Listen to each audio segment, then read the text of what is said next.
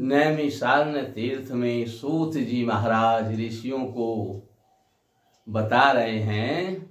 ऋषियों ने जब सवाल पूछा कि हे गुरुदेव, आप तो सभी विषयों में पारंगत है, हम जानना चाहते हैं कि भगवान रुद्र के तीसरे स्वरूप का क्या नाम है। आपने पहले स्वरूप का नाम शंभु बताया, दूसरे स्वरूप का नाम रुद्र स्वरूप का नाम पिनाकी बताया, तो तीसरे रुद्र रूप का क्या नाम है और भगवान शंकर कैलाश पर क्यों निवास करते हैं, उनके निवास स्थान के बारे में भी आप हमें बताइए, क्योंकि आप सभी विषयों में पारंगत हैं और सभी विषयों के बारे में आपको पूर्ण ज्ञान है, इसलिए कृपा करके हमें बताइए। तब इस प्रकार से ऋषियों के पूछने पर सूत जी महाराज बड़े प्रसन्न हुए और बड़े ध्यान मग्न होकर के श्रद्धा पूर्वक श्रवण कर रहे हैं, इसलिए मैं आपको जरूर सुनाऊंगा, क्योंकि भगवान शिव के चरित्र को जो श्रवण करता है उसके शरीर के समस्त रोग दूर होकर उसके घर में धन धान्य की वृद्धि होती है और सब प्रकार की शांति प्राप्त करके उसकी कामनाएं भगवान शिव पूरा कर देते हैं। इसलिए ध्यान मग्न होकर के सुनिए। सूत जी महाराज बोले, ऋषियों, कैलाश शिखर प्रद्योन्मणि मंडप मध्य गए, गिरीशो गिरिजा प्राण वल्लभोस्तु सदा मुदे। सैवागम से श्लोक लिया गया है। सूत जी महाराज कहते हैं, ऋषियों, कैलाश के उच्चतम शिखर पर मणि मंडप के मध्य में स्थित पार्वती के प्राण वल्लभ भगवान गिरीश सदा हमें आनंद प्रदान करें।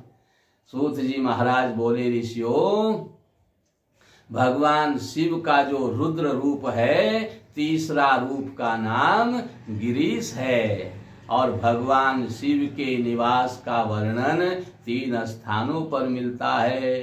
प्रथम भद्रवट स्थान जो कैलाश के पूर्व की ओर लोहित्यागिरी पर्वत पर है और दूसरा स्थान कैलाश पर्वत पर है ही और तीसरा स्थान मंजुवान पर्वत पर है। वैसे तो भगवान शंकर वैराग्य और संयम की प्रतिमूर्ति हैं, किंतु उनकी संपूर्ण लीलाएं कैलाश पर ही संपन्न होने के कारण कैलाश पर्वत उन्हें विशेष प्रिय है।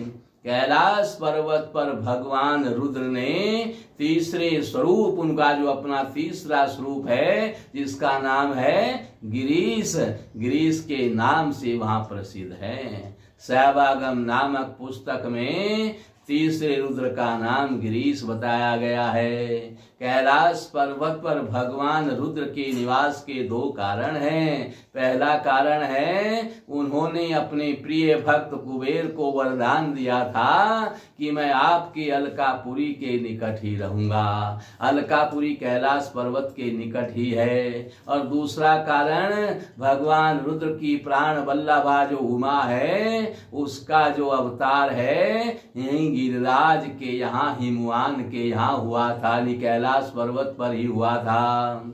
शिव पुराण एवं कालिदास के अनुसार जब भक्ति की प्रत्यक्ष प्रतिमा स्वरूपा भगवती सती ने प्रेम भक्ति का आदर्श दिखलाकर अपने उपास्य देव भगवान गिरीश के अनुकूल देह प्राप्त करने के लिए गिरिराज हिमालय की महिषी मेनका देवी की कुक्षी के माध्यम से अवतार लिया और शुक्ल पक्ष के चंद्रमा की तरह हिमालय के यहाँ उत्तरोत्तर युवावस्था की ओर बढ़ने लगी। तब ठीक उसी समय महादेव गिरीश वो भी उसी हिमालय पर्वत पर उसी प्रांत में तपस्या करने के लिए पहुंच गए।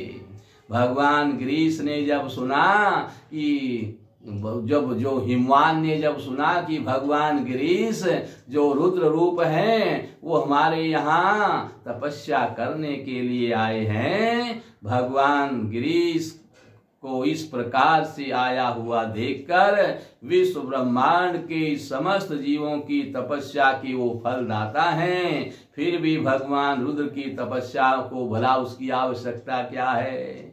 लेकिन फिर भी भगवान रुद्र को तपस्या की आवश्यकता ही नहीं है। लेकिन कालिदास कहते हैं कि आत्मकाम रुद्र ने भक्ति रूपा प्रेम मूर्ति पार्वती देवी की मनोकामना पूर्ण करने के लिए ही हिमालय पर्वत को अपनी तपस्थली बनाया था। क्योंकि माता भगवती पार्वती भगवान शिव को पाने के लिए तपस्या कर रही थी, इसलिए भगवान शिव ने उसी हिमालय पर्वत को अपनी तपस्थली बनाया।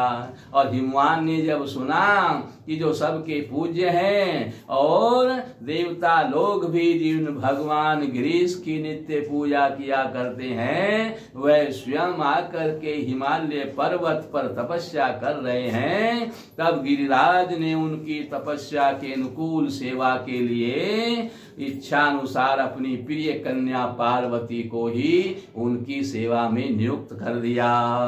और वह सुकेशी पार्वती पिता की इच्छानुसार, यानी पिता की इच्छा के लिए पिता ने जैसी आज्ञा दी थी उसके अनुसार महादेव की गिरीश नाम से जो रुद्र वहां पर आए हुए हैं, उनकी पूजा के लिए अच्छे अच्छे पुष्पों का चयन करके उनको लाकर दे दी थी। और उनका आसन आदि सब बड़ी स्वच्छता से बड़ी पवित्रता से साफ करती थी, और इसमें कामना की गंध मात्र भी नहीं थी। ये निष्काम भाव से पार्वती जी कर रही हैं।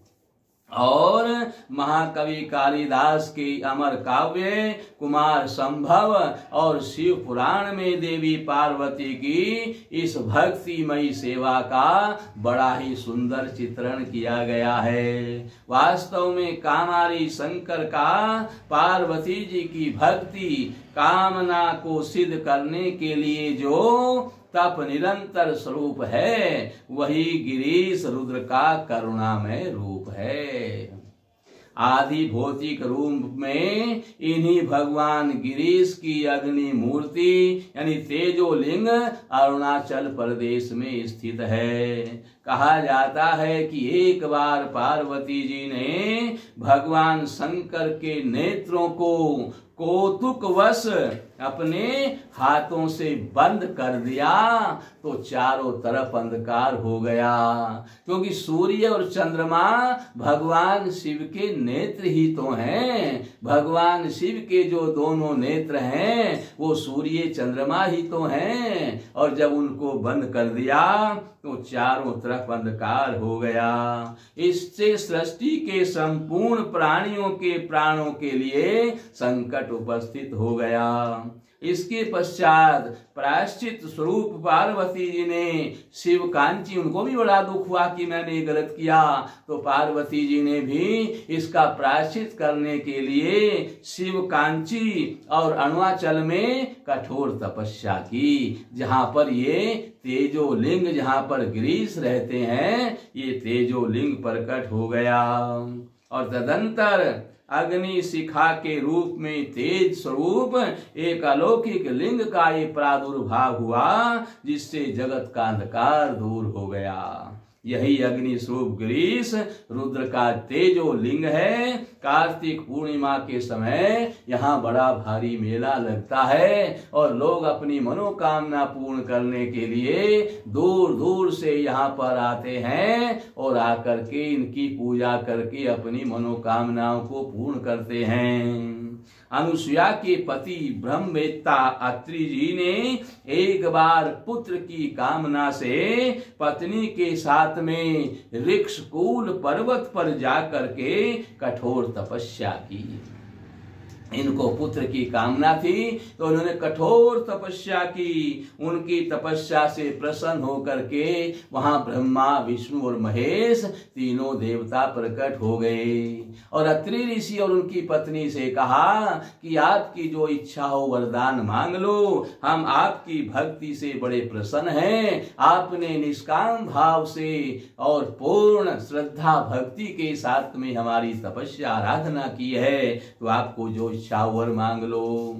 हम तीनों देवता आपके पास यानी तुम्हारे लिए सब कुछ देने को तैयार हैं। ऐसी कोई वस्तु नहीं है जो तुम्हें देने योग्य ना हो, अतः जो इच्छा वरदान मांग लो। अत्रि ने त्रिदेवों के उन्हीं के समान पुत्र की याचना की। अत्रि ने कहा कि आप जो तीनों देवता आए हैं, ब्रह्मा विष्णु महेश, आपके समान ही मेरे यहाँ पुत्र उत्पन्न हो, और त्रिदेव उनके यहाँ समय आने पर पुत्र रूप में प्रकट स्वयं होंगे, क्योंकि हमारे जैसा कोई और है नहीं, तो हम ही तुम्हारे यहाँ पुत्र के रूप में प्रकट होंगे। ऐसा वरदान दे करके तीनों देव अंतर ध्यान हो गए। और उसके बाद में ब्रह्मा जी के अंश से चंद्रमा और विष्णु के अंश से दत्तात्रेय जी उत्पन्न हुए। दत्तात्रेय जी संन्यास पद्धति को प्रचलित करने वाले माने जाते हैं। रुद्र के अंश से महामुनि दुर्वासा का अवतार हुआ। इन्होंने भगवान के भक्त की श्रेष्ठता स्थापित करने के लिए एक बार भगवान विष्णु के भक्त अम्बरीश की परीक्षा ली। दुर्वासा ने कई बार भक्तों की परीक्षा ली है, कई बार ली है। एक बार इन्होंने अम्बरीश की परीक्षा ली, और अम्बरीश के पास जब ये परीक्षा लेने गए, इन्होंने एकादशी का व्रत रखा हुआ था। पति पत्नी दोनों मिलकर के अम्बरीश और उनकी पत्नी एकादशी व्रत करते थे। इन्होंने 1 वर्ष तक एकादशी व्रत करने का निर्णय लिया, और प्रतिदिन 1 लाख ब्राह्मणों को रोज भोजन कराते थे। और इस प्रकार से जब 1 वर्ष पूरा होने को आया, अंतिम एकादशी व्रत था, तो इन्होंने दुर्वासा ऋषि को पारण करने के लिए निमंत्रण दे दिया। क्योंकि एक ऋषि जो आचार्य भी बनाना पड़ता है, उनको भोजन कराने के बाद ही पारण करना पड़ता है। एकादशी व्रत में एक विशेषता है, इसमें बड़ा झंझट भी है। त्रियोदशी अगर आ गई और आपने पारण नहीं किया, तो 1 वर्ष की एकादशियों का व्रत समाप्त हो जाता है। इसलिए इसमें बड़े बड़े लोग कंफ्यूज हो जाते हैं। द्वादशी में त्रियोदशी आ गई तो और श्रेष्ठ हो गई, लेकिन इस बात का विशेष ध्यान रखना है कि अगर त्रियोदशी आ गई और पारण आपने नहीं किया, तो 1 वर्ष की एकादशियों का पुण्य समाप्त हो जाता है। इसलिए त्रियोदशी लगने से पहले ही आपको पारण कर लेना चाहिए। आजकल लोग बड़े कंफ्यूज हो गए हैं, वैष्णव की कौन सी है, स्मार्थ की कौन सी है। कंठी बांध ली और कहते हैं वैष्णव हो गए। यही नहीं पता कि वैष्णव किसे कहते हैं और स्मार्थ किसे कहते हैं। कंठी बांधने से वैष्णव थोड़े हुए, प्याज लहसुन छोड़ने से वैष्णव थोड़े हुए, बांके बिहारी की पूजा करने से वैष्णव थोड़ा ही हो गए। वैष्णव का अर्थ है जो केवल एक इष्ट को मानता है, जिसने सन्यास ले लिया है। स्मार्थ किसे कहते हैं? जो स्मृतियों को मानता है, जो भगवान बिहारी जी को भी मानता है, कालका जी को भी मानता है, तीनों देवियों को मानता है, 9 देवियों को भी मानता है, राम लक्ष्मण सीता भगवान शिव आदि सभी देवताओं का पूजन करता है। उसके बाद वह नवग्रहों की भी पूजा करता है, और उसके बाद वो जो गृहस्थी लोग हैं, वो संत महात्मा ईशाने दीवाने जब कहीं से भी ठीक न हो, सबके पास पहुंच जाता है। तो वो क्या है? स्मार्थ है, स्मृतियों को मानता है। बाकी बिहारी ने बात नहीं, इच्छा पूरी नहीं की तो शिव जी के पास पहुंच जाएंगे। शिव जी ने इच्छा पूरी नहीं की तो हनुमान जी के पास पहुंच जाएंगे। हनुमान जी ने इच्छा पूरी नहीं की तो कालका मैया के पास पहुंच जाएंगे। इस प्रकार ये गृहस्थी भटके हुए हैं, इनकी इच्छा पूरी नहीं हुई तो चाह कहीं भी जा सकते हैं। इसलिए ये स्मार्थ हुए। और जिसने संन्यास ले लिया वो केवल एक भगवान को मानता है, और घर गृहस्थी परिवार से उसका कोई रिश्ता नाता नहीं है। संन्यास लेकर के जो जंगल में रह रहा है, वो सन्यासी क्या करता है? एकादशी को रात भर जागरण करता है, और फिर जैसे ही त्रियोदशी लगती है उससे पहले वो पारण कर लेता है। आप रात भर कीर्तन करते नहीं हैं, आप सन्यासी हैं नहीं, तो फिर आप वैष्णव कैसे हो गए? लेकिन ये केवल कह दे कि मैंने कंठी बांध ली और मैं वैष्णव हो गया, कहने से वैष्णव नहीं होता है। हाँ, जो भी आप वैष्णव हैं तो वैष्णव के आपको नियम करने पड़ेंगे। अगर आप वैष्णव के नियम नहीं कर रहे हैं, अपने घर में बैठे हुए हैं, परिवार के साथ में रह रहे हैं, फिर वैष्णव कहाँ हुए? संन्यास लेना पड़ेगा। फिर आपको घर गृहस्थी से कोई मतलब नहीं है। एक ही भगवान को मानना है, एक ही आपके इष्ट होंगे, रात दिन उन्हीं की पूजा में लगना है और उन्हीं का स्वरूप सब में देखना है। ऐसा भी नहीं है कि आप एक भोगे औरों से नफरत करोगे। सब में कण कण में उन्हीं अपने इष्ट को देखना है। तीनों लोकों में मेरे इष्ट के समान और कोई नहीं है, इसलिए कण कण में उन्हीं को दर्शन करना है। कण कण में अपने इष्ट देव का दर्शन करोगे और उन्हीं की अर्चना पूजा में लगोगे, परिवार संसार से आपका कोई संबंध नहीं रहेगा और रात दिन उन्हीं की पूजा अर्चना में लगे रहोगे, तब आप वैष्णव हुए।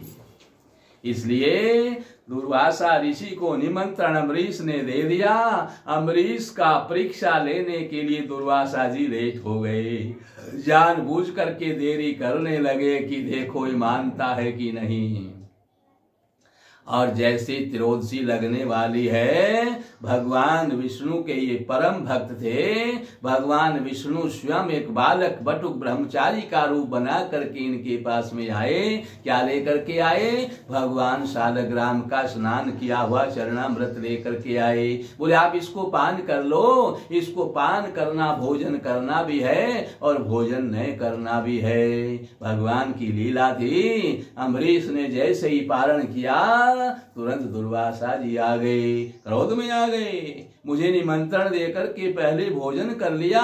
इन्होंने कृत्या को प्रकट किया और आदेश दे दिया कि अम्बरीश को भस्म कर डालो। पर भगवान विष्णु इनसे इतने प्रसन्न थे, उन्होंने पहले ही अम्बरीश के सिंहासन पर सुदर्शन चक्र को नियुक्त कर रखा था रक्षा के लिए। सुदर्शन चक्र ने कृत्या को भस्म कर दिया।